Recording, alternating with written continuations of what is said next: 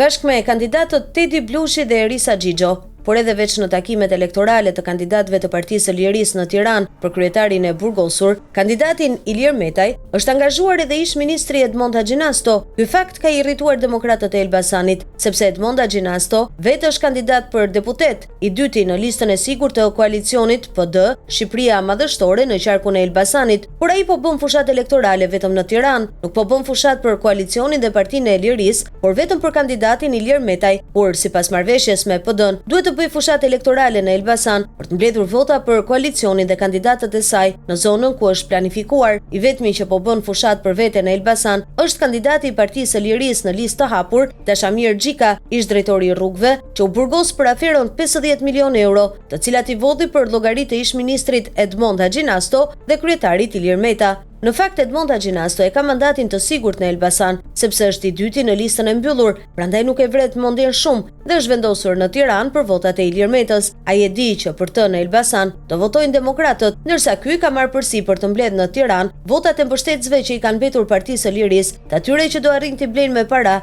dhe t'i mashtrojnë për vende pune, duke u thënë se PDPL do vinë në pushtet. Praktikën e fushatës nga Edmond Haxhinasto, antarët e PD dhe kandidatët e saj të listës së hapur në Elbasan e quajnë me votat e tyre dhe janë ankuar Sali Berishës, por ky i ka shpërfillur sepse është vetë që e ka lejuar të mbledh vota për Ilir Metën në Tiranë. Madje Sali Berisha ka urdhëruar edhe 7 kandidatët e listës së mbyllur të PD-s në Tiranë, Flamur Noka, Edi Paloka, Albana Vokshi, Belind Kolliçi, Josefina Topalli, Besar Xhaferi e Kleviz Balliu të bëjnë fushatet të mbledhin vota për kryetarin e burgosur të PL, Ilir Metaj. Spak e ka futur Ilir Metën në qeli, Saliun e ka në gjykim, ndërsa për Edmond Haxhinaston ka disa dosje me prova të shumta për aferat korruptive e vjedhjet, kur ishte 3 herë ministër i LSI në pushtetin e PD dhe EPS, por nuk po e prek, te ai do jetë përsëri deputet. Është Sali Berisha që ka ricikluar hajdutët e LSI, sepse bashkë me Ilir Metën dhe ish ministrat e tij kanë të njëjtin hall, duke menduar se do t'i shpëtojnë drejtësisë nëpërmjet mandatit të deputetit dhe ndërrojnë të rikthehen në pushtet dhe të shkrinë spak.